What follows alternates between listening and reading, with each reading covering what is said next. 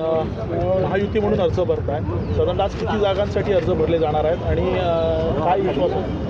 रत्नागिरी शहरातल्या 32 जागांपैकी 15 जागेचे अर्ज शिवसेना आणि भाजप म्हणून आम्ही एकत्रपणानं भरतो आहे. राष्ट्रवादी काँग्रेस पार्टी देखील एका जागेवर रत्नागिरीमध्ये लढणार आहे. महायुती आणि आमचे मित्रपक्ष असे एकत्र येऊन आम्ही नगरपालिकेला सामोरं जातो आहे. मला विश्वास आहे की आम्ही सगळे एकत्रपणानं 2/3 मेजॉरिटीनं नगरपालिकेची सत्ता काबीज करू आणि 10 ते 12 हजार मताच्या फरकानं आमचा नगराध्यक्ष निवडून येईल. साहेब, कोकणामध्ये किंवा महाराष्ट्रामध्ये एक वेगळं चित्र रत्नागिरी पाहायला मिळते.